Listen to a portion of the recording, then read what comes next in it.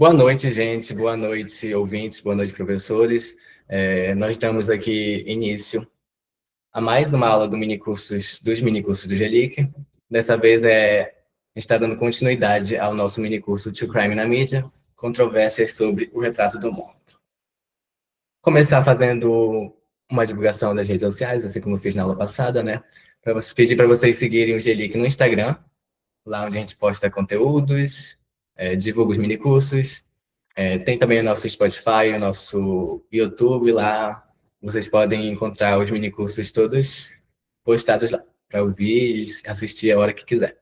Inclusive, essas duas aulas do minicurso True Crime na Mídia.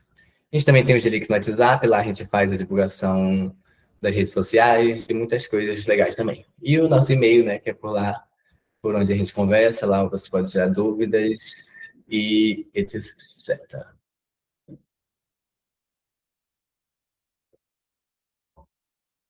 Então, vamos lá. A aula de hoje vai contar com esses professores, os mesmos professores da aula passada, né?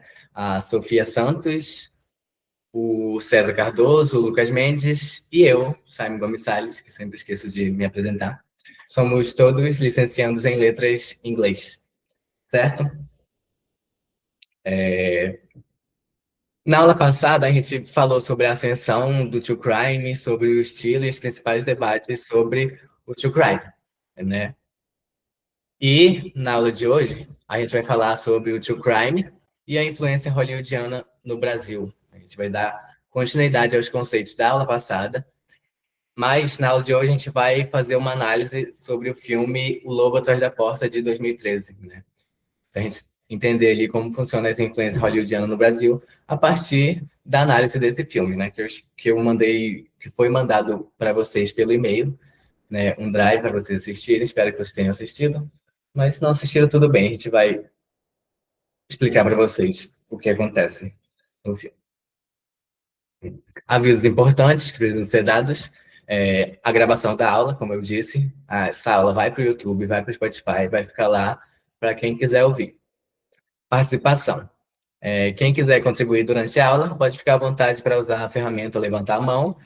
E assim o professor vai se sentir à vontade para dizer para você falar no microfone. Ou, se você tiver uma dúvida e não quiser falar no microfone, você pode colocar no chat, que no final da aula, ou quando o professor se sentir à vontade durante a apresentação dele, ele vai ler a sua dúvida e vai responder.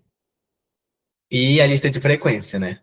No final da aula vai ser postado um link de um formulário eletrônico para vocês assinarem a lista de frequência. E é isso, espero que estejamos entendidos. Como eu disse, a aula de hoje, a gente vai falar sobre O Lobo Atrás da Porta, que é um filme de 2013, né? E eu vou pedir para o César dar um contexto sobre o filme agora.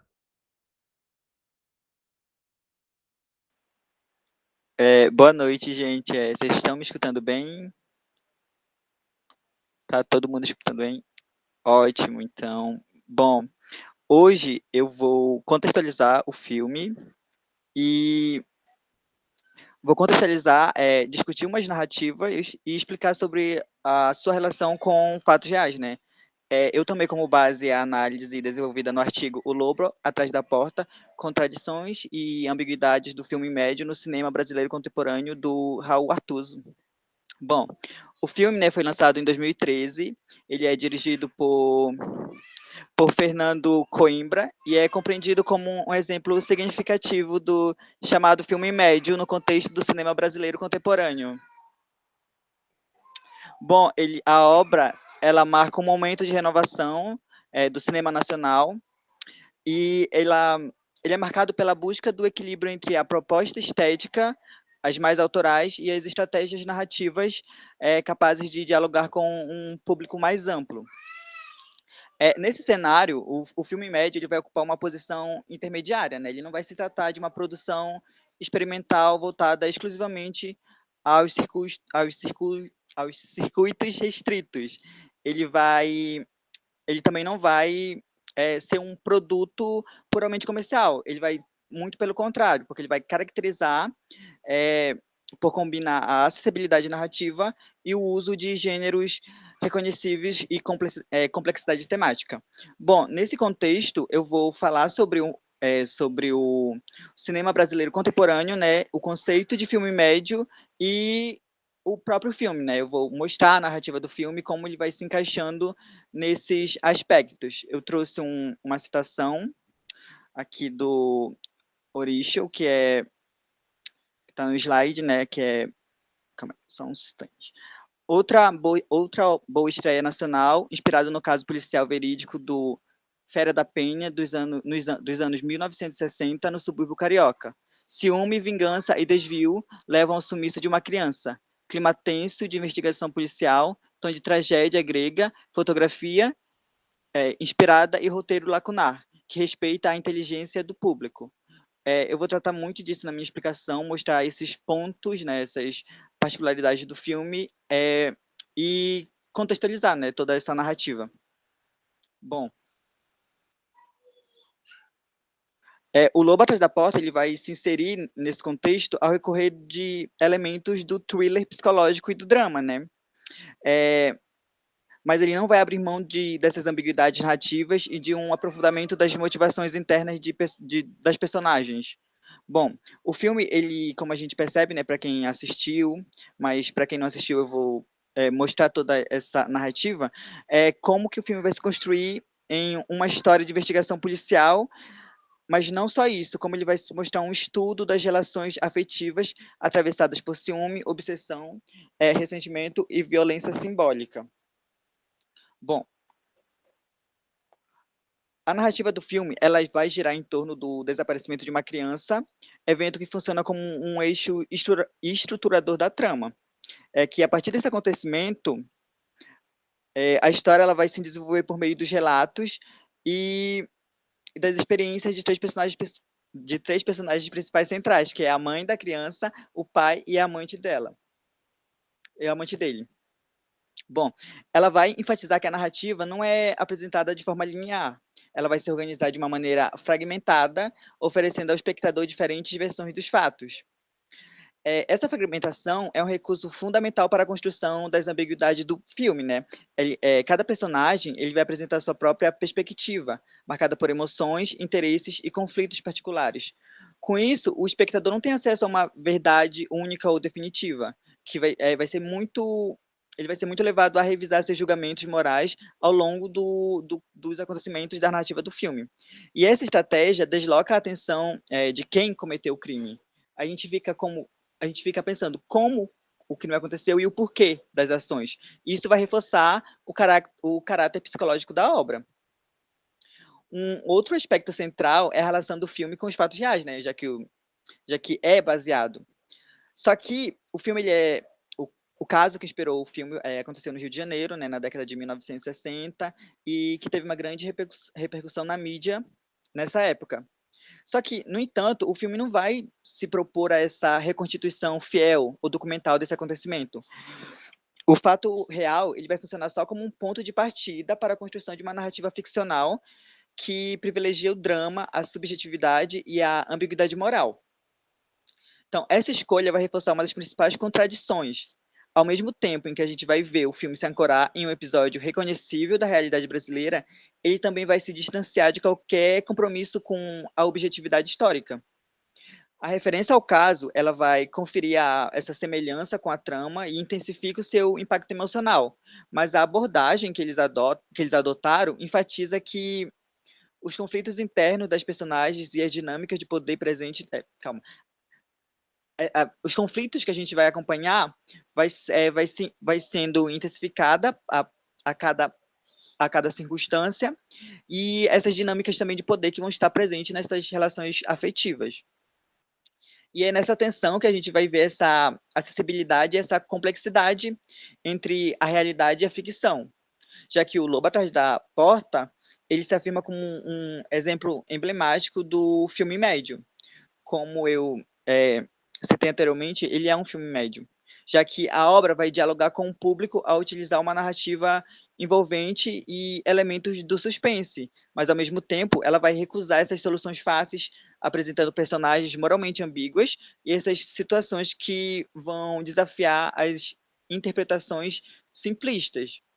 E é dessa forma que o filme vai contribuir para o debate sobre os rumos do cinema brasileiro contemporâneo, que vai evidenciar como possível, vai conciliar essas estratégias narrativas populares com essas reflexões densas sobre violência, afetividade e moralidade. Bom, o artigo também ele demonstra que o filme médio não representa uma diluição estética, mas sim uma forma específica de articulação entre linguagem cinematográfica, mercado e complexidade temática. Bom, por fim, a análise apresentada no artigo, a gente permite que a gente compreenda que o Lobo Atrás da Porta é como uma obra que explora essas contradições e principalmente essas ambiguidades, como é muito citado, como a gente vê muito em todo esse percurso que o filme constrói, nessa narrativa toda. Que tanto a oposição no panorama com essa posição no panorama do cinema brasileiro, ao se inspirar em fatos reais sem se limitar a eles. E ele adota uma estrutura que fragmenta e desafia a gente que está assistindo, desafia o espectador.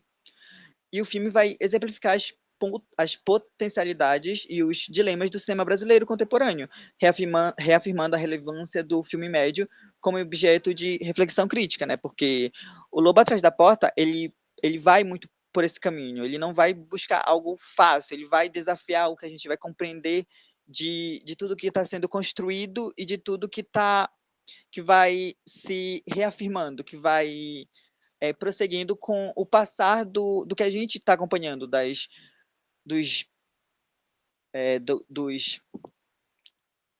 Gente, esqueci a palavra, desculpa. A gente vai é, compreendendo, mas não meio que não compreendendo, e a gente vai ficar na dúvida. E essas dúvidas vão crescer a partir das circunstâncias que todo o filme vai mostrar pra gente, né? Ele está mostrando uma coisa, a gente vai estar assimilando, mas a gente vai ter as dúvidas, não de quem matou, mas esses motivos e como aconteceu. A gente vai construindo, o filme vai construindo essa tensão a partir dos elementos que eles pegam e que nos dão. A gente conhece, né? Quem pesquisou, quem conhece mesmo o caso, a gente sabe. Só que o filme ele não vai muito por esse ponto de ter essa objetividade no caso. Ele vai construindo uma narrativa meio que própria, mas usando como base um caso real. A gente viu na aula passada sobre essa espécie de documentário que não de filmes que são baseados em fatos reais, mas não vão seguir toda a lógica do ficcional, e sendo mais não, quer dizer, não desse caso mais realista, e sendo algo mais ficcional. E é justamente isso que a gente vai ver muito nesse filme, né? O Lobo Atrás da Porta, ele não vai mostrar algo totalmente verídico, ele vai ter as partes mais ficcionais, mas é justamente para criar toda a tensão que o espectador tem que ter. Mostrar o lado dos personagens que vão aparecendo, mas não ser totalmente fiel. A gente vai começar a construir isso ao decorrer do filme. Toda essa complexidade da história misturada com a ficção. E com isso a gente vai tendo um filme que media entre o que realmente aconteceu, mas até que ponto aconteceu. E o que é nos colocado ali como uma temática para a gente criar toda essa fragmentação, toda essa a ausência dessa verdade única, né?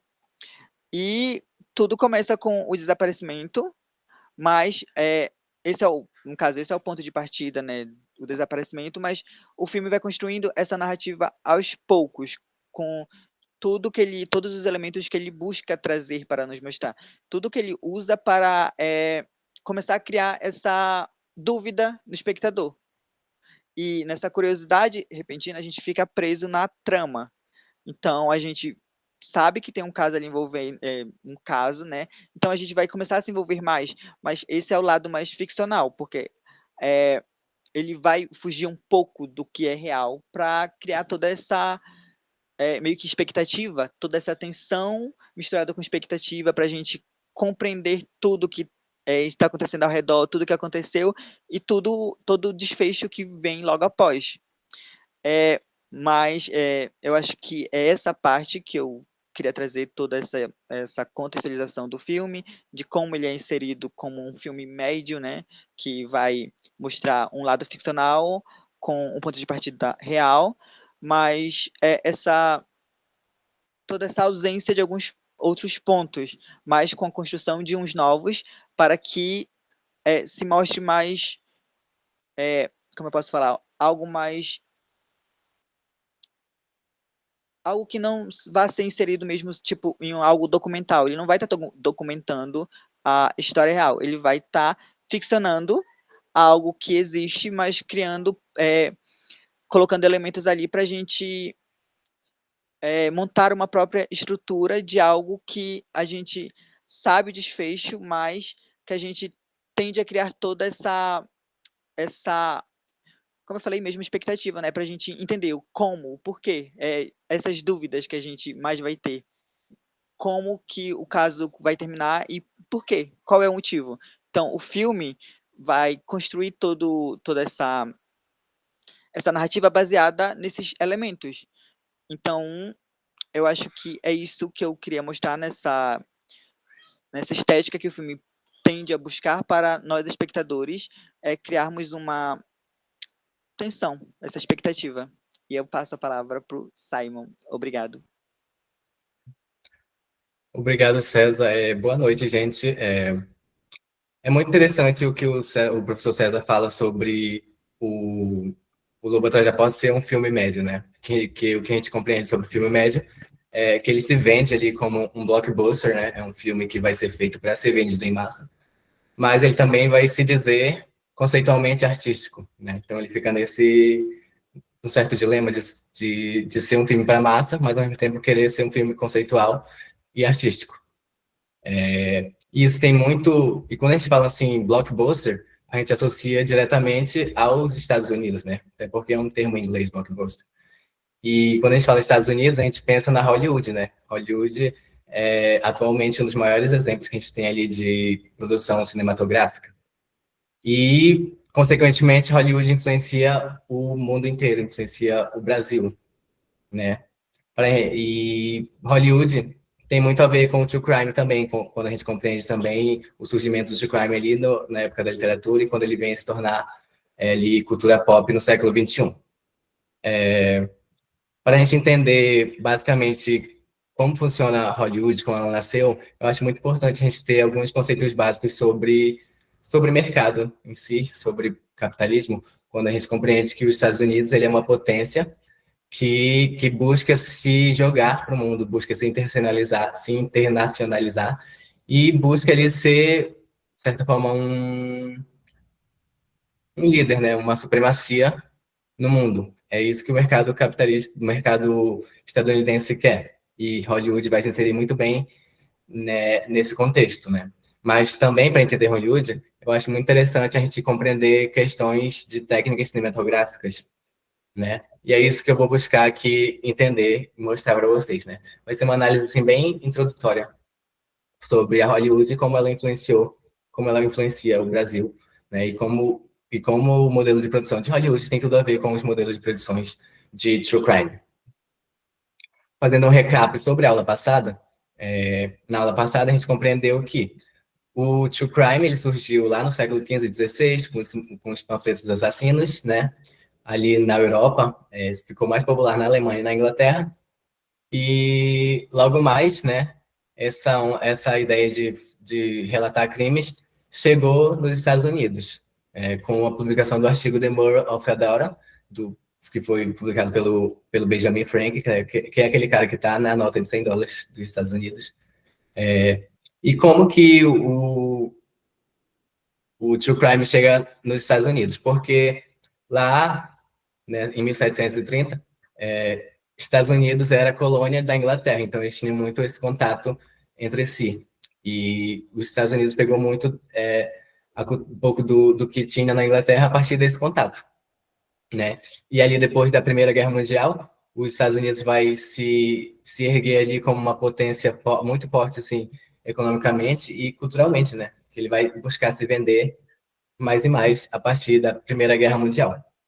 E tanto ali que algo que vai popularizar o true crime na literatura vai ser as revistas jornalísticas, que tinham ali, que compreenderam ali que o true crime, relatar filmes, relatar histórias de crimes hediondos, eles compreendiam que relatar as histórias de crimes hediondos era algo que vendia, então as revistas jornalísticas passaram a adotar. Consequentemente, né, isso abriu portas para entrar uma literatura ali de crimes reais. E no século XXI, o cinema surge no século XX, mas no século XXI é quando o true crime vai se inserir na cultura pop, a partir dos streams, né? Quando se torna mais fácil acessar um filme, se torna mais fácil acessar um podcast, né? Porém, na aula de hoje, a gente vai falar muito mais sobre filmes, sobre cinema mesmo, né? E para a gente entender como essa americanização do cinema chega no mundo e no Brasil, eu vou usar Hollywood como um exemplo, né? Porque Hollywood é o maior exemplo que a gente tem de cinema, de estrelas. E eu vou começar fazendo uma introdução sobre como surge a Hollywood, né? A Hollywood, ela vai nascer ali, vai ser conhecida como a indústria do entretenimento hoje em dia, né? Porque ela nasceu ali de uma trajetória de muita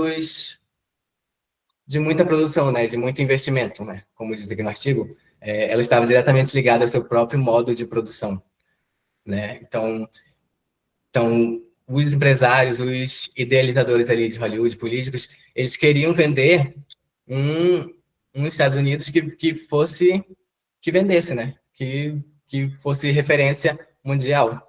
E a partir disso, né, com as invenções cinematográficas, por exemplo, câmera, essas coisas cinematográficas, a partir disso, né, os Estados Unidos vai investir muito nisso para se vender culturalmente, né? Culturalmente, entre aspas. E Hollywood vai ali se enquadrar para se manter ali, entrar ali como uma das maiores indústrias dos Estados Unidos e do mundo. É, o primeiro estúdio de cinema que surgiu em Hollywood foi o Nestor Motion Picture Company, né? E logo depois surgiu outros que a gente conhece hoje em dia, como a Paramount, a Warner Bros., a Columbia, né? Que são estúdios que até hoje estão em altas no mundo inteiro, né? E um outro fato que concretiza que Hollywood é algo assim mundial e referência é o Oscar, né? A Academia de Artes e Ciências Cinematográficas dos Estados Unidos, né? Que todo ano, né, é muito credibilizada como uma das maiores academias, né? O critério dessa academia vale muito, tanto que até na Globo é sempre exibido. Bom, quando a gente compreende ali Hollywood surgindo ali num contexto de mercado, mercadológico, né, a gente não tem que levar em consideração apenas essa questão de, de dos empresários venderem os filmes, né? A gente também entra na questão do discurso, como os cineastas da época construíam o discurso dos seus filmes para que ele pudesse ser vendido, né? Isso é algo que fica muito explícito numa obra do Ismael Xavier, que ele é um professor de cinema brasileiro, ele acho que é uma das maiores referências assim, que a gente tem sobre cinema. O livro dele é bem difícil de ler, né? Se você não tem assim muito repertório cinematográfico, se você não tem ali uma noção sobre o mercado, sobre os Estados Unidos, então ele é muito forte mesmo. Então eu trouxe aqui o capítulo do naturalismo ao realismo crítico, né? Que eu peguei esse capítulo e ele quero trazer para vocês um pouco sobre o que o Ismael Xavier quer explicar para a gente sobre a Hollywood, sobre o discurso da Hollywood, né? Primeiro, quando ele fala sobre naturalismo, ele está falando de um discurso que vai buscar ser natural, né? Então, ali, os cineastas hollywoodianos, quando eles criavam um filme, eles queriam que o telespectador ele imaginasse que ele não estava assistindo o filme, né? Que ele se emergisse tanto, né? Que ele entrasse tanto na história que ele esquecesse que ele está assistindo um filme, né? Tornar aquilo lá totalmente natural, né? E eu associo isso muito a uma fala que eu li do Christopher Nolan, que ele é o diretor de Oppenheimer, que é um filme que irritou recentemente, Oppenheimer. O Christopher Nolan é diretor desse filme. E tem uma fala dele que eu não lembro de ouvir, eu li em algum lugar, que ele fala bem assim: quando a gente senta para assistir um filme de Hollywood, a gente senta e a gente esquece do mundo. E é por isso que os filmes de Hollywood são muito bons, né? Essa foi a fala que ele deu, né? Porém, essa ideia de cinema hollywoodiano vem de muito uma ideia patriota dos Estados Unidos, né? Eles, eles querem se mostrar ali, se vender como blockbuster e elevar o patriotismo da América, dos Estados Unidos da América. E a partir disso vai existir muitos movimentos contra isso, né?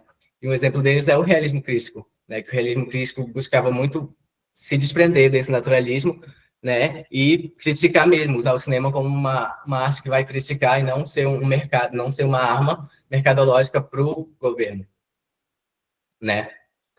E dois exemplos que o Ismael Xavier traz no seu livro Discurso Cinematográfico é sobre a opacidade e a transparência, né? E eu vou citar um exemplo para vocês da transparência no filme O Lobo Atrás da Porta, né? Que é o filme que a gente vai analisar aqui. A transparência é muito nessa ideia de usar a câmera como se você fosse o personagem, né? Então, ele quer que você esqueça que tem pessoas por trás gravando o filme, que tem pessoas editando o filme, né? Ele quer evitar que você note cortes, que você note, por exemplo, quando muda de uma cena para outra, né? Ele quer que você não pense nessas coisas, ele quer que você pense apenas no filme em si e na narrativa do filme, né? Um exemplo é essa cena aqui que tem as duas personagens e a câmera está atrás da personagem. Nesse intuito ali de fazer com que você se sinta que você está fazendo parte da cena, né? Que você saiba ali que tem duas pessoas na cena. É muito nessa perspectiva ali que o Ismael Xavier traz ali sobre transparência, né? Óbvio que tem uns termos ali cinematográficos muito mais profundos, mas basicamente, sim, introdutoriamente é nesse aspecto, né? Em contrapartida, a gente tem a opacidade. A opacidade é quando a gente compreende que o filme está sendo feito, né? Que a gente compreende que tem edição, que a gente começa a compreender que pessoas estão filmando por trás, né? A gente não se sente que a gente está fazendo parte do filme, mas a gente compreende que o filme está se mostrando ali como um objeto artístico que quer mostrar uma coisa, ele quer mostrar uma linguagem, né? Que não é basicamente só contar uma história, né? E o Lobo Atrás da Porta se encaixa muito nessa questão, né? Dele ser muito transparente, né? De querer contar a história de um jeito que seja fácil de ser absorvido, mas como o César falou, ele também tenta ali se vender de uma forma artística, né? Para a pessoa também olhar para o filme como na sua linguagem artística, não apenas no modelo hollywoodiano, né? Que é essa transparência, essa naturalidade.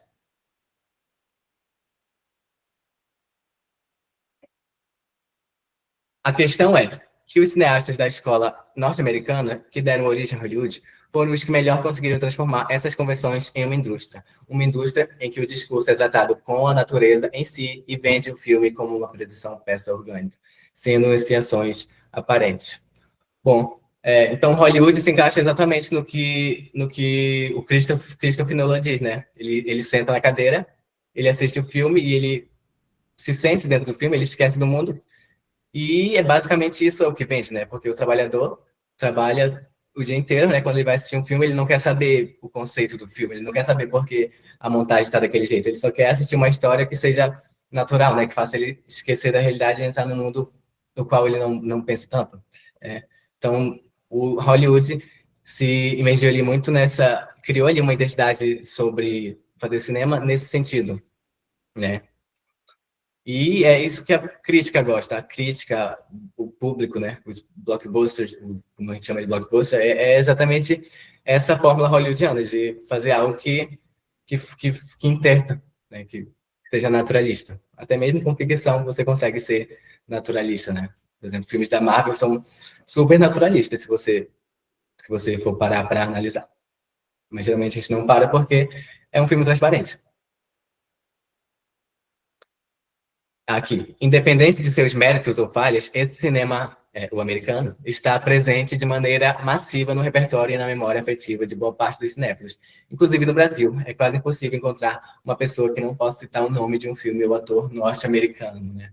Então, ali quando a gente compreende, né, Estados Unidos nessa questão de querer se vender, né? Ele vai vender uma coisa que é considerada ali muito mais de qualidade, né? Para quem assiste, vai considerar um filme no qual eles estão imergidos, eles vão considerar que aquilo tem muito mais qualidade, né? E assim, Hollywood se vende, né? E, e é reconhecido assim mundialmente, inclusive no Brasil, como um mérito, né? Todo mundo quer ser uma estrela de Hollywood. E, de certa forma, isso também influencia o mercado brasileiro, né? Porque os estúdios vão querer que os cineastas vendam filmes que as pessoas vão assistir, né? Então, para você fazer um filme que fuja dessa, desse sistema, dessa estética hollywoodiana, né? Dessa linguagem hollywoodiana, geralmente são filmes independentes, né? Até mesmo Ainda Estou Aqui, que é um filme independente, ele recebe muitas críticas por seguir uma ideologia hollywoodiana, né? Até, e ele recebe muitas críticas por isso. Mas não vamos adentrar nesse caso.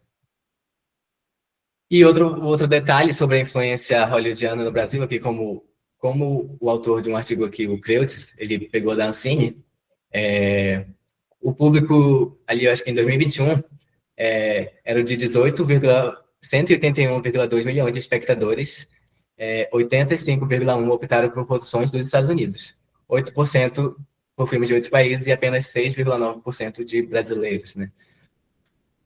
Porque Hollywood é ali vendido como algo muito mais interessante do que um filme brasileiro, né?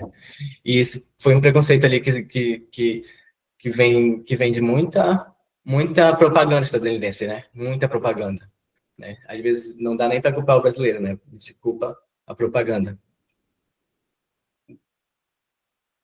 Mas o fato é que mesmo que a gente considere ruim ou bom Hollywood, né? O fato é que influenciou e continua influenciando e vai continuar influenciando, né?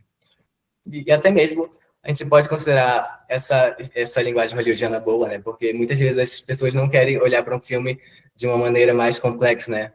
Elas querem se sentir, se sair da realidade e entrar no mundo aí onde vai ser de fácil entendimento, né? E essa linguagem hollywoodiana vai ter muita associação com o true crime, né? Quando a gente chega no século XXI, vai ter uma onda de true crime a partir da mesma ideologia da literatura, né? Quando compreende que é algo que está vendendo, né? Os estúdios vão começar a produzir filmes de crimes reais, né? E vai ter muito essa ideia naturalista, né? E vai também existir a ideia de querer criar um filme conceitual e vai existir o termo ali que o César citou, que é o filme médio, né? Um filme que ao mesmo tempo que precisa ser um blockbuster, ele tenta ser conceitual, ele tenta servir um parâmetro artístico, né? E, de certa forma, isso vai influenciar o Brasil, as produções brasileiras, né? Por exemplo, no Lobo Atrás da Porta, né? A história é contada numa narrativa linear, né? Cada um pode ver isso de um jeito diferente, né? Pode ter gente que pode ver isso como algo artístico, né? Criou um conceito, né? Porém, pode ter gente que vai ver isso de uma forma também naturalista, porque representa ali, quando o diretor pegou as histórias uma por uma, né? Ele colocou no filme conforme as histórias foram sendo ouvidas nos jornais, né? Então, isso é muito naturalista, né? Mas, por um outro ponto de vista, né, de uma outra pessoa que for assistir, ela pode considerar, assim, um conceito, né? Fazer isso de forma linear. E, basicamente, é isso, né? Hollywood nasce ali, né? Inclusive, o letreiro de Hollywood, antes de ser Hollywood, era Hollywood Land, né? Igual o Disneyland, né? Então ele já se vendia ali como uma indústria, como um mercado, né? Não como um bairro em Los Angeles. Ele se vendia ali como um produto, né? Mas aí depois, não sei como tiveram reivindicações para tirar o Land e virou só Hollywood, para ser a cidade Hollywood, não ali um mercado. E basicamente é assim que Hollywood vai influenciar o cinema brasileiro, né? Vai influenciar o público, vai influenciar os modos de produções, né? Óbvio que vai haver ali muitas revoluções, muitos estilos que vão tentar rebater isso, mas, sim, de grosso modo, Hollywood influencia muito. brasileira, no sentido mercadológico, né? E vocês vão entender isso muito, de forma muito mais prática com a análise do Lucas Ramon, né, sobre a produção do filme.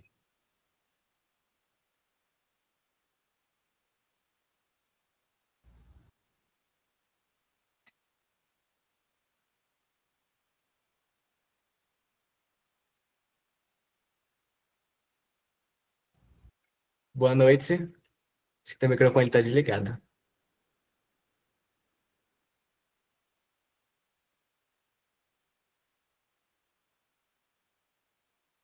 Tá ouvindo?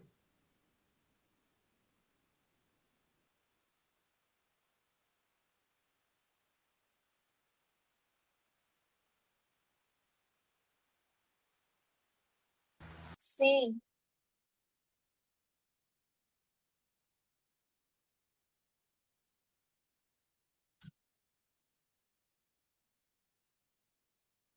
Aconteceu alguma coisa com o microfone do Lucas, mas assim, enquanto ele se resolve, vocês gostariam de falar alguma coisa sobre o filme? Se vocês assistiram, né? E se vocês compreendem o que eu falo sobre Hollywood, né? Sobre essa influência hollywoodiana. Se vocês, por exemplo, se vocês assistirem um filme, vocês querem assistir um filme conceitual ou um filme naturalista?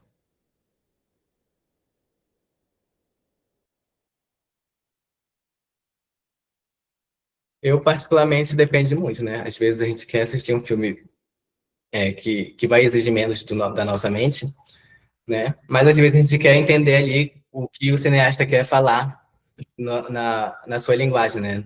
A partir do que ele compreende, né?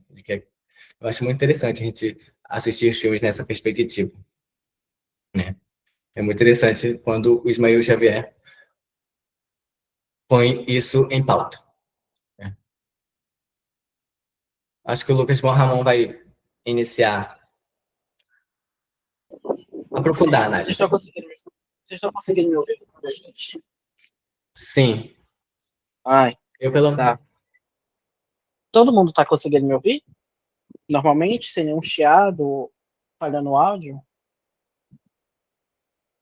Ai, ótimo. Tivemos um pequeno bug aqui no microfone, mas a gente já resolveu. Boa noite, pessoal, mais uma vez. Sejam muito bem-vindos, né, ao nosso curso sobre True Crime.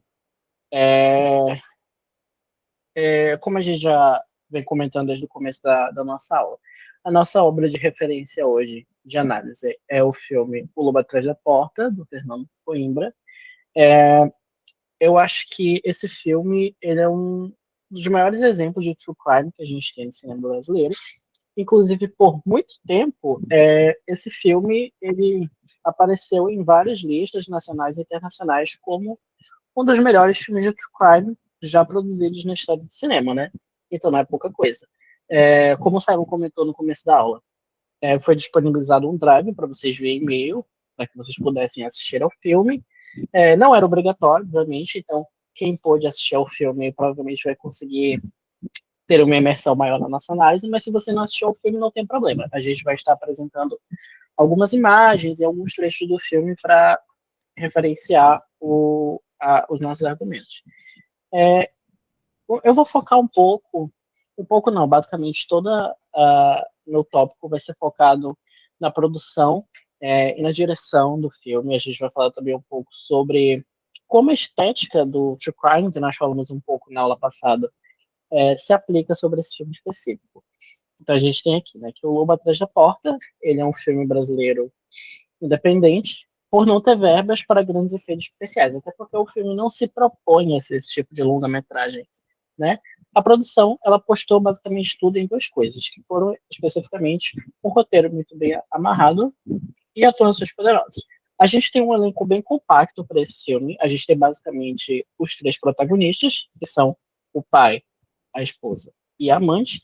A gente tem a criança, que é a desaparecida, mas ela é meio que um personagem fantasma, porque ela aparece somente ali nos primeiros 5, 10 minutos do filme, praticamente. E a gente tem a personagem da professora e mais uma personagem que é amiga da amante no filme. Então, se a gente for comparar outros filmes blockbusters, né, a gente vai ver que esses filmes, geralmente, eles têm um elenco muito maior. Isso, inclusive, é uma característica do True Crime, né, trazer elencos mais compactos, né, com menos pessoas e menos personagens, porque isso aumenta a atmosfera de mistério, né, isso diminui a quantidade de suspeitos e aumenta ainda mais o mistério, e também é uma forma de evitar custos, né, quanto menor for o elenco, menos dinheiro você gasta para isso. O filme, e agora estamos falando em relação mesmo a questões técnicas, o filme ele utiliza de um conjunto de técnicas que se encaixam perfeitamente na estética do True Crime, mas de forma aprofundada, que é um pouco voltado para psicologia e não apenas para o choque, né? O filme que nós estamos usando de referência, ele não necessariamente tem cenas violentas.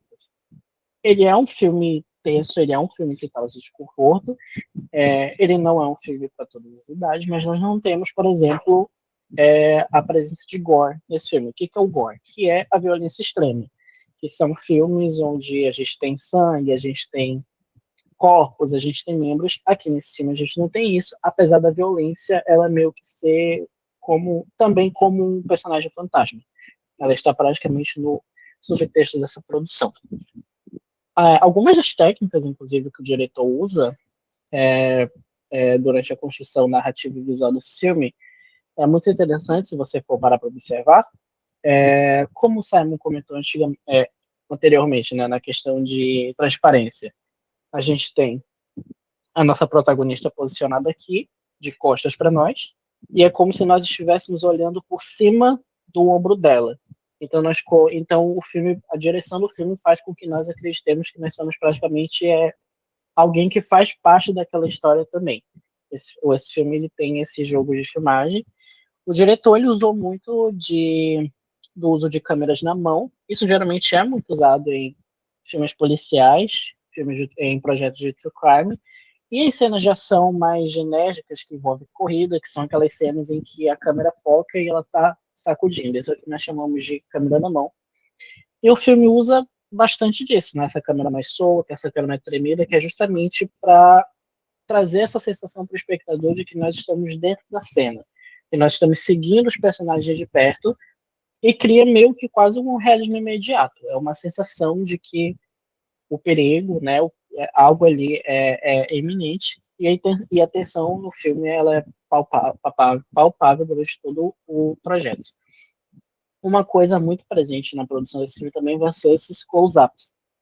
A gente tem uma imagem de referência que são justamente esses planos mais fechados que focam nas reações e nas feições dos atores. Isso acontece muito no cinema, né? Uma das principais, só para exemplificar aqui para vocês,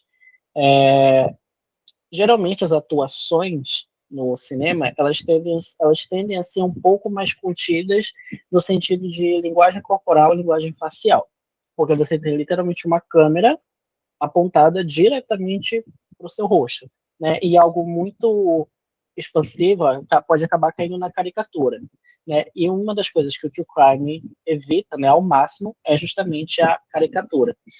Então, a escolha do elenco desse filme ela foi muito cautelosa, justamente porque o diretor queria atores que saberiam como lidar com esses close-ups, com esses planos fechados diretamente no seu rosto, sem entregar algo caricato, sem entregar algo muito exagerado. O filme ele foge do Rio de Janeiro turístico, então a gente não tem aquele Rio de Janeiro glamuroso, Copacabana, que geralmente a gente vê no cinema norte-americano, hollywoodiano, né? Quando vem trazer uma representação do Brasil, geralmente são essas referências que eles apresentam para o público, né? O Cristo Redentor, Copacabana, as praias, e aqui o que a gente tem é o subúrbio do Rio de Janeiro, bairros comuns, com casas simples, delegacias, um ambiente extremamente denso, com uma fotografia mais azulada, mais esverdeada também, com uma luz bastante fria, justamente para trazer essa sensação de desconforto. Como eu comentei, o diretor ele investe muito nesses planos fechados, né, que é justamente para trazer essa leitura de emoções complexas, isso funciona muito bem. Como eu comentei, a paleta de cores desse filme ela é bem mais densa, ela é bem mais escura, Então ele não traz cores vibrantes, né? A gente não tem, por exemplo, cenas muito iluminadas, né? E as cenas que são mais iluminadas, que, por exemplo, se passam de dia, sempre são em ambientes extremamente fechados, com pouca entrada de luz, justamente para trazer esse sentimento de claustrofobia, de desespero e de angústia, que é um sentimento que se estende durante o filme inteiro e vai acabar resultando no clímax do filme lá no final. A ideia da produção não era fazer um filme de polícia e ladrão. Como eu comentei anteriormente, ele não é um filme cheio de efeitos especiais, até porque ele foi um filme feito com baixo orçamento. Então, nesse filme, nós praticamente não temos cenas de perseguição, não temos cenas de tiroteio. É basicamente um suspense dramático que foca muito mais no terror psicológico do que aconteceu com a criança, né? Para onde foi essa criança? Né? O que aconteceu com essa criança que desapareceu logo no começo do filme, né? E o foco é mostrar como ciúme e a mentira podem destruir vidas normais, né? E por que a gente fala isso? Para quem assistiu o filme, sabe que a grande motivação, uma das grandes motivações do criminoso, né, do assassino, que resultou na morte da menina, foi justamente ciúmes, que foi algo que é algo que é construído e trabalhado durante todo o filme. Então é um longa-metragem cujo roteiro e fotografia e direção trabalham muito esse estudo humano, né, de como a mentira, o ciúme, esse sentimento de domínio, eles podem acabar resultando em situações muito mais drásticas do que a maioria de nós pode esperar. Vou trazer aqui algumas pontuações, né, entre o filme e o caso real, né?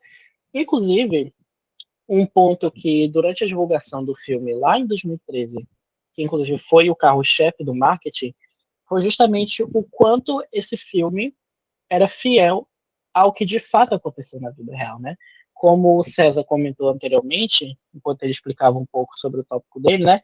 Esses filmes que se vendem como baseados em fatos reais, geralmente eles não trazem 100% dessa, como é que eu posso dizer? Essa, esqueci a palavra, gente. Enfim, mas eles não, eles, a história real ela sofre muitas adaptações. Porque a gente está falando de um filme que vai para os cinemas, e para um filme se pagar, ele precisa de público. E o público precisa ser entretido. Né? E o Lobo Atrás da Porta, ele é esse longa-metragem que, apesar dele ser um true crime extremamente pesado e dramático, ele é um filme que entrete, podemos dizer assim. Né? Toda a estrutura dele é feita para que você assista ele até o final vidrado. Mas voltando para o que estávamos comentando, ele é um filme que no boca a boca, conseguiu se vender muito bem como esse filme que foi quase 100% real aos fatos que aconteceram na realidade. Temos pequenas mudanças, como, por exemplo, o caso real, que é adaptado para esse filme, ele aconteceu em 1960. Porém, o filme ele traz a história para o ano de 2010, né? E o filme foi lançado em 2013. A gente tem também pequenas mudanças no nome de alguns personagens. Por exemplo, no filme, a amante se chama Rosa, o pai se chama Bernardo e a criança se chama Clara.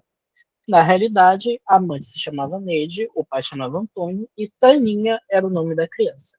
A única identidade que no filme também é mantida, assim como é na realidade, é o da Sandra, que é a personagem da mãe. A identidade dela foi mantida. Basicamente, essas são as maiores mudanças que a gente tem do caso real para o que é adaptado do filme, porque praticamente, fora isso, tudo o que a gente vê, desde a investigação até, enfim, todo o desenrolar dos fatos foi o que de fato aconteceu na realidade. Como eu comentei anteriormente, tanto no filme quanto na realidade, o motor da história ele é um triângulo amoroso, né? Porque a gente tem um personagem do Antônio, o personagem do Antônio, que ele mantém um caso extraconjugal com uma personagem, mesmo, obviamente, já estando casado com outra, né? É um homem que promete largar a esposa para ficar com a amante, mas nunca larga. E a amante, sentindo-se usada e rejeitada, decide se vingar, atingindo o ponto mais fraco dele, que é justamente a filha, né? O filme ele começa com o desaparecimento da filha do casal principal, o que nos faz pensar basicamente é uma investigação comum. Porém, o interesse principal do filme não é descobrir quem fez, né? Ele apresenta os suspeitos, tem uma investigação para descobrir quem é o responsável por tudo isso, mas ele é um filme que tenta entender o porquê e mostrar como essas relações, como as relações se tornaram tóxicas até culminar no crime. E é isso que nós chamamos de um true crime psicológico. Né? Esse, como eu comentei, não é um filme que tem muitas cenas de violência, mas ele é um filme que te causa desconforto, ele é um filme que te causa angústia por N fatores, que vão desde questões estéticas e técnicas, como a direção, a fotografia, esses planos mais fechados, essa paleta de cores mais escura, mas ele é um filme que afeta o seu psicológico justamente por essa questão dele mergulhar na psique dos personagens. Ele é, como os meninos comentaram anteriormente, ele não é um filme que é narrado de forma linear, e ele tem vários pontos de vista, então a gente não tem necessariamente um protagonista. Nós temos 3 protagonistas, e o filme alterna entre o ponto de vista de cada um deles, e cabe a você, como espectador, escolher em quem você vai acreditar, né? Em quem você vai confiar. Quem será que está contando verdade? Quem será que está emitindo algo, né, dessa história? Como eu comentei, a principal visão do filme é contar a mesma história 3 vezes. O filme ele se divide em momentos diferentes, mas ele é contado na versão da esposa, a versão do marido e na versão do amante, né? Na versão do pai, né? A parte da história dele é estabelecida como uma aparência de normalidade e é a partir do ponto de vista dele que a crise se inicia, né? E a gente entende pelo personagem do pai que ele está escondendo algo. Desde o começo do filme, desde a primeira aparição dele, a gente sabe que ele está escondendo algo e ele é colocado ele como um dos principais suspeitos. E a gente tem a versão da esposa, o ponto de vista dela expõe essa dor da traição e da fragilidade, porque, consequentemente, ela acaba descobrindo que ela estava sendo traída esse tempo todo pelo marido dela, né? E a personagem dela é aquela personagem feminina que é uma dona do lar, que dedica 100% da sua vida ao casamento, e à família, e à própria filha. Então, com o desaparecimento da filha e a revelação de que ela estava sendo traída, isso estremece ela completamente. A gente consegue ver isso na construção da personagem, porque ela vai definhando aos poucos, conforme o filme vai avançando. E a gente tem a versão da amante, que é a principal suspeita, e a chega do ponto de vista dela é o momento crucial do filme, porque é a partir daí que o longa-metragem ele revela esse triângulo amoroso tóxico, essa paixão destrutiva, e como essa obsessão vai evoluir até um crime de fato. E quando o diretor ele usa essa técnica dos 3 pontos de vista, porque além da direção, ele também foi responsável pelo roteiro, ele atinge um objetivo importante. Ele mostra que não existe apenas uma verdade única na história. Cada personagem ele é um narrador parcial. E nós, como espectadores, enquanto assistimos o filme, nós precisamos comparar e juntar as informações de 3 histórias para poder entender a complexidade e as motivações que levaram até o ato final, né? Então, não é um daqueles filmes que tem o mocinho e o vilão, a pessoa que estava certa e a pessoa que estava errada. Todos ali, de certa forma, são vítimas, mas ao mesmo tempo são responsáveis por tudo que há de errado. Então é aquele filme que tem 0 espaço para positividade, aquele longa-metragem que tem 0 espaço assim para você sentir à vontade. É um suspense de fato, é um true crime tenso, e é por isso que ele funciona tão bem até hoje. Um instantinho.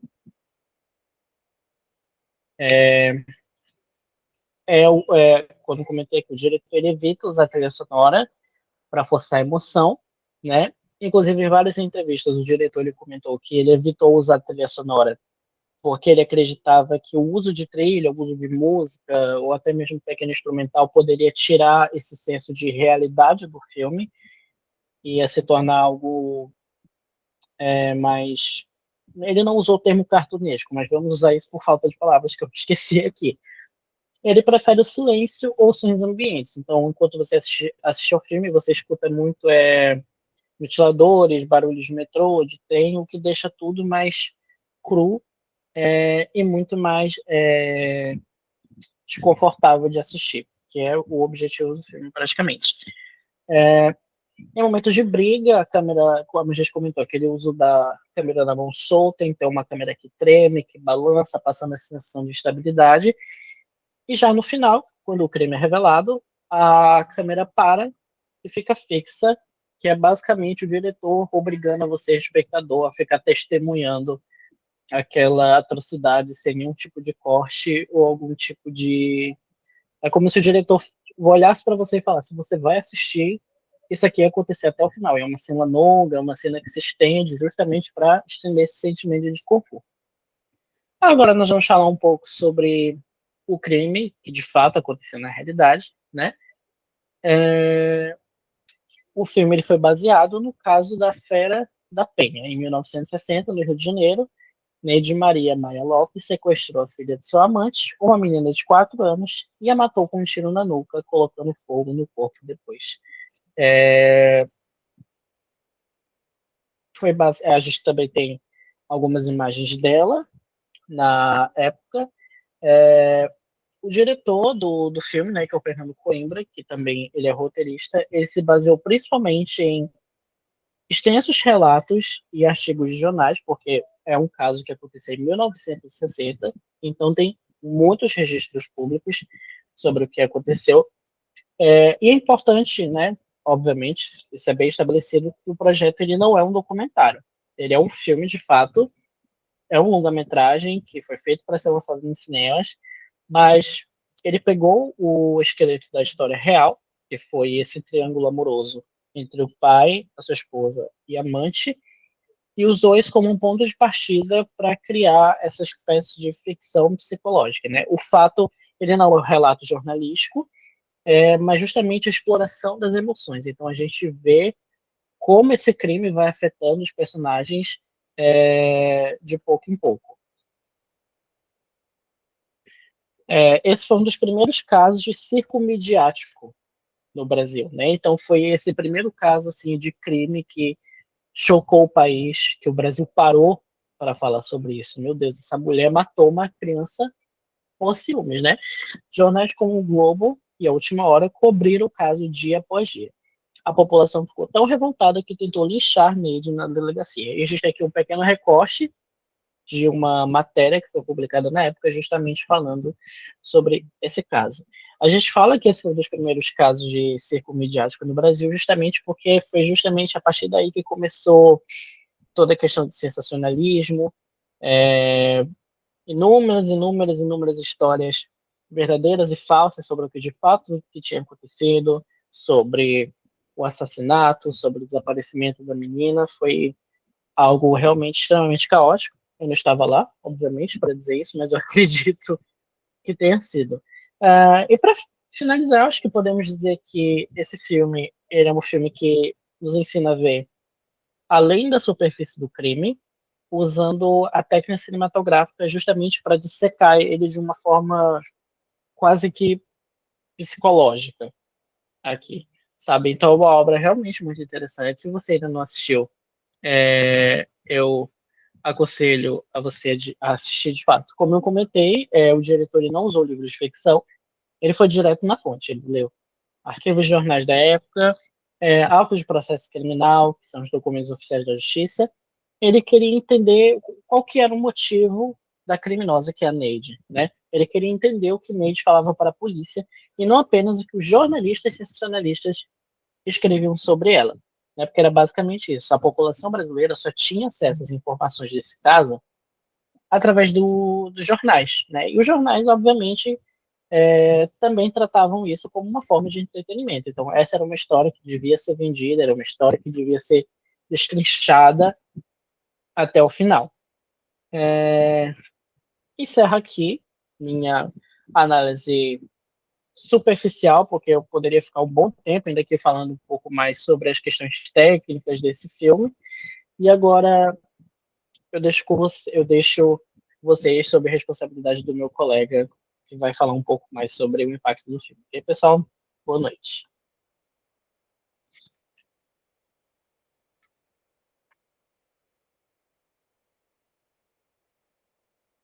Boa noite, vocês estão conseguindo me ouvir?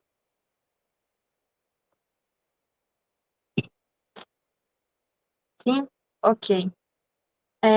Boa noite, pessoal. Meu nome é Ana Sofia e eu vou falar acerca da recepção da crítica e da mídia sobre o filme O Lobo Atrás da Porta, de 2013. Eu dividi esse trabalho primeiramente falando sobre a mídia, né, o jornal, revistas online, e o que elas falam sobre esse filme. E a segunda parte é sobre a crítica especializada em cinema. Começando, então, pelo Jornal da Cidade, um jornal de Minas Gerais. Esse jornal ele vai falar sobre o enquadramento como adaptação de crime real, true crime. No caso, eles já começam a matéria acerca do filme falando sobre o gênero true crime e em como esse filme se encaixa nesse subgênero. Tanto que na própria matéria nós temos essa foto que está no slide. A primeira parte é das pessoas carregando o caixão da vítima, né? É a foto do crime real, que realmente aconteceu. E abaixo, essa figura que está com o vestido é a criminosa. E ao lado, a imagem mais ampliada é dos policiais da época dando uma entrevista. Outro ponto é a ênfase na reconstrução do caso A Fera da Penha. Eles falam um pouco sobre esse caso, sobre a origem também do nome, a Fera da Penha, que foi dado graças a Penha, né, o bairro da Penha, no Rio de Janeiro, que foi onde aconteceu o crime. A ausência da impessoalidade. No Jornal da Cidade, a matéria deles sobre o filme não é de um ponto de vista neutro do colunista, e sim do ponto de vista bastante pessoal. Tanto que ele fala. Esse é o ponto mais controverso dessa história. Ao meu ver, existem dois psicopatas na jogada, mas uma teve a sua psicopatia desperta por uma alma muito mais perversa, que, no caso, a de Antônio. Então, o colunista aqui, ele está explicando que, para ele, na visão dele do filme, não existe apenas um vilão, e sim dois, né? O personagem do Antônio, que é o Bernardo, e também a personagem da Neide, que é a Rosa. Eles dois foram ambos culpados nesse filme. Entretanto, apenas um deles, que no caso foi a Rosa, elevou ainda mais a sua culpa. Agora nós temos outro jornal, o Cruzeiro do Sul, um jornal de Sorocaba. Ele fala sobre a interpretação da personagem Rosa como figura simbólica. Ele fala desse simbolismo utilizando dois exemplos, como, por exemplo, a leitura psicanalista do filme. Acredito que o psicanalista ele se chame Lacan. Ele fala sobre como nós, seres humanos, nós temos desejos de sermos desejados e amados unicamente por uma pessoa. E isso faz ligação com a história do filme, em que a Rosa, ela acreditava ser desejada e amada pelo Bernardo. Entretanto, há uma quebra de expectativa aí, porque ela descobre que, na verdade, ela é uma amante. E que o Bernardo, na verdade, ama outra pessoa. Também temos a pauta de aproximação com mitologia e literatura. Aqui nós temos dois exemplos utilizados na matéria, que é Medeia e Clitemnestra. Ambas essas mitologias, esses contos, eles falam sobre diferentes mulheres que perderam seus filhos. No exemplo de Medeia, que é a figura que eu trouxe aqui no slide, né, a Medeia com seus dois filhos, ela era uma mulher que ela tinha o seu marido, e o seu marido acaba por a trocar por uma princesa mais jovem, pois ele buscava fama e status. A Medeia, então, desolada e angustiada com a situação, ela acaba por matar os seus 2 filhos e também matar a princesa com quem o seu marido, né, acabou a trocando. E ela não faz isso, como uma forma de descontar o seu ódio nas crianças ou na princesa, mas sim como uma forma de fazer com que seu marido sentisse a mesma dor que ela sentiu, né, ao ver a sua família desmoronando. Outro ponto que o Cruzeiro dos traz é o seguinte: penso que a introdução da gravidez de Rosa no filme, inexistente no caso de Neide, transforma essa conjectura em tese porque possibilita uma interpretação mais bem fundamentada de um dos motivos do crime de Neide, o mau gouro da maternidade. Então, aqui eles falam sobre como a Rosa, né, que é a amante, ela acaba engravidando no filme e ela é obrigada a sofrer um aborto, e após ela sofrer esse aborto e também após ela perder o Bernardo, ela acaba sentindo como se a sua família desmoronasse. Então, ela decide desmoronar com a família do Bernardo também, pois ele foi o causador, né, da, da sua tragédia. Então, isso aí, então, faz ligação, né, com o caso de Medeia. Agora nós temos um ponto de vista de uma revista virtual, a revista outrahora.com. Aqui eles abordam algumas pautas, como, por exemplo, o reconhecimento como terror psicológico da obra O Lobo Atrás da Porta, recusa da romantização da tragédia real. Aliás, esse é um ponto bastante elogiado, como o filme não romantiza a história real, a valorização da direção, atuação e linguagem cinematográfica, também é um ponto bastante elogiado, é a atuação. Inclusive, algumas análises dizem que os atores carregaram bastante o filme, pois todos atuaram muito bem. E, se não me engano, a protagonista Rosa, ela, que é vivida pela Fernanda Leal, ela até ganhou um prêmio. Filme visto como subestimado pelo público, apesar do prestígio crítico. Sim, o filme, em festivais de cinema, ele recebeu em média de 7 prêmios. Entretanto, quando se fala de bilheteria, ele não foi tão superior como filmes de comédia, por exemplo. E aqui no outrora.com, eles fazem uma comparação dizendo que o cinema brasileiro ele ficou muito estagnado em filmes de comédia, em como os telespectadores eles deveriam não subestimar filmes que trazem outras temáticas mais pesadas e de suspense, como é o caso deste filme. Então aqui nós temos a frase: Coimbra, o diretor, sábia e moralmente correto, não tentou de forma alguma lucrar em cima da tragédia e preferiu, ao invés disso, oferecer um complexo desenvolvimento de personagem que procura mais entender as condições mentais que levam alguém a tal atrocidade do que romantizá-las, né? Como meu colega já disse anteriormente, o diretor ele não sucumbiu a toda aquela pressão midiática em cima do caso, né, que fizeram, mas sim ele tentou fazer um filme sem essa romantização toda do caso, né, que a mídia estava fazendo na época. Agora nós temos uma opinião da crítica especializada de cinema, saindo da crítica mais midiática. Então aqui nós temos uma crítica do Adoro Cinema, site de cinema bastante conhecido. Ele aponta aqui algumas pautas, como, por exemplo, filme bem recebido em festivais, como eu disse, ele ganhou em média de 7 prêmios. Distanciamento do sensacionalismo do caso real, como eu acabei de dizer também, o diretor ele não sucumbiu a esse sensacionalismo midiático em cima do caso. ênfase em personagens complexos e não maniqueístas, né, como o meu colega Lucas também pontuou. Os personagens, todos eles têm uma complexidade, né, ninguém tá ali para ser inteiramente bom ou inteiramente ruim.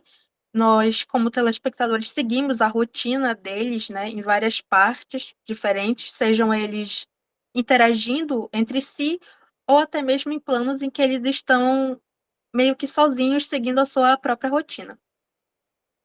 A valorização do roteiro, atuações e direção, ponto bastante elogiado. É interessante notar que, embora seja tenso e cruel, O Lobo Atrás da Porta tem uma porção de cenas de humor, principalmente envolvendo Juliano Casarré e Thalita Caral. Aqui é importante dizer, e acredito que já foi até pontuado mesmo, que esse filme ele realmente ele tenta trazer um cotidiano, né, um dia a dia rotineiro daquela família, né, mais humilde. Então, tem sim algumas cenas de humor no filme, algumas cenas que dão essa quebra para não ficar apenas o suspense toda hora, né. E agora falando de uma maneira mais geral, temos aqui as críticas, de jornais e de cinema, de sites focados em cinema.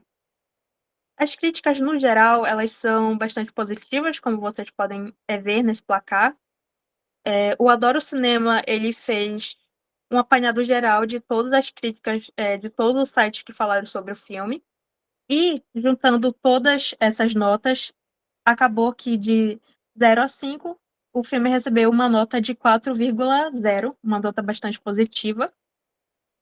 A maioria das críticas são elogiando, mas temos 2 críticas que são um pouco negativas ali embaixo, como é o caso da revista Interlúdio e da Variety. Nessas 2 críticas, o que é mais criticado é a narração. É a forma que o diretor conduz o filme, que para esses 2 sites é feito de uma maneira tentando ser complexa demais, mas acaba caindo no clichê, acaba caindo no manjado. E também tem uma crítica para a filha, né, que é a vítima da história, a filha do casal, e de como ela é pouco aprofundada dentro da história, né, como ela parece mais ali uma figurante.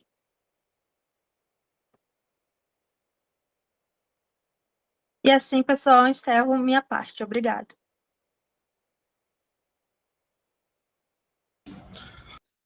Obrigado, gente. É muito interessante essa análise sobre o filme, né? Eu queria dizer, pessoal, que eu botei o link da frequência nos comentários, se vocês puderem assinar. Se não estiver pegando, você pode copiar e botar no Google ou botar no WhatsApp e clica lá, porque não está aparecendo aqui para mim como forma de link. Mas você pode copiar isso e botar lá no Google.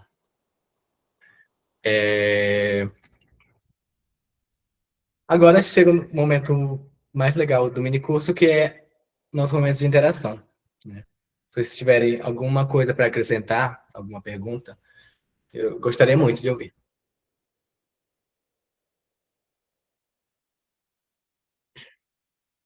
Ah, sim. Obrigado, Maria Eduarda.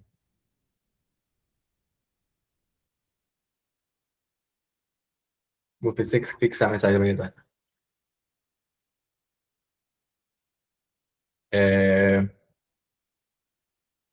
Vocês assistiram o filme? Eu queria muito ouvir de vocês o que vocês acharam do filme.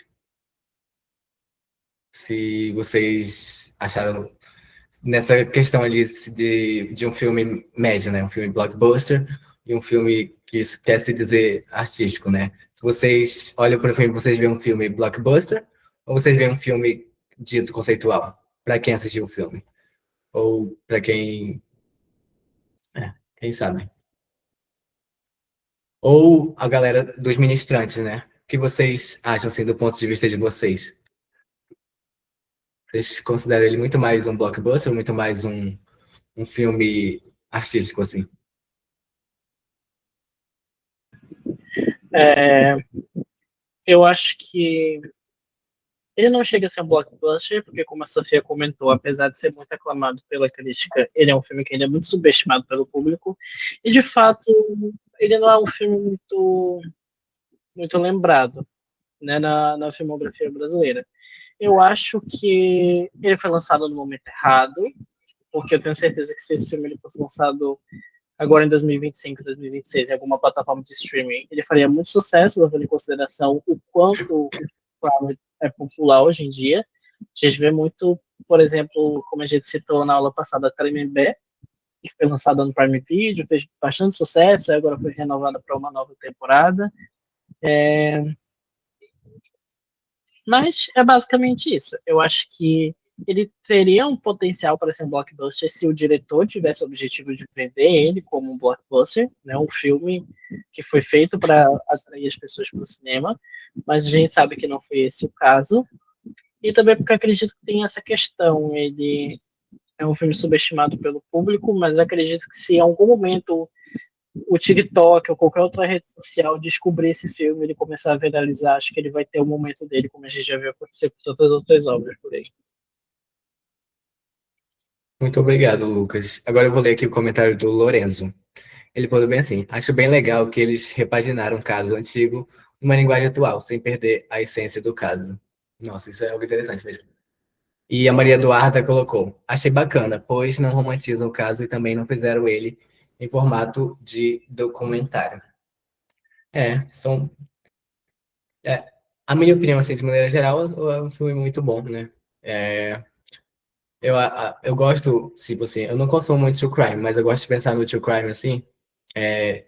Se a gente for pegar ele para transformar ele numa linguagem narrativa de cinema, de livro, eu acho interessante a gente transformar isso em algo que vai ser produtivo, assim, para a sociedade, né? Vai trazer debates psicológicos, né? Por exemplo, o caso foi inspirado numa mulher que matou a filha por ciúme, né? E é coisas que devem ser estudadas, né? E por meio, assim, de vender um filme, né? É algo que vai fazer as pessoas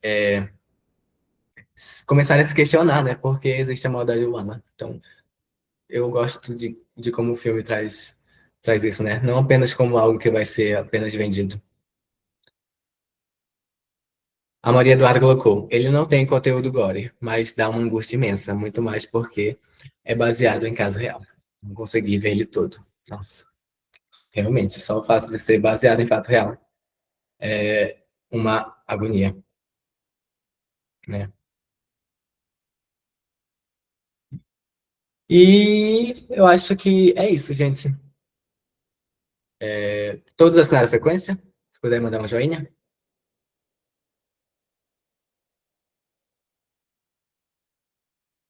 Diz que todos assinaram a frequência.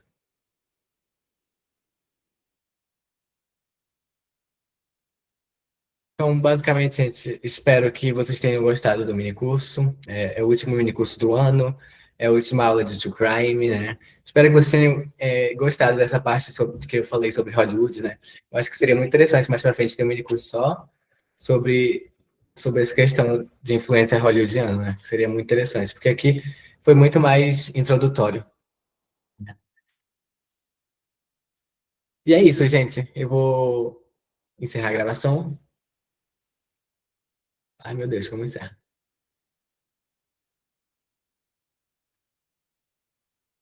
Muito obrigado, gente, por tudo, por esse mini curso. Vejo vocês nos próximos mini cursos, hein? Sigam o Gelic no Instagram para vocês não perderem o próximo mini curso que está prometendo. Que não vou falar o conteúdo, mas está prometendo o mini curso do mês que vem. E é isso, gente. Beijo.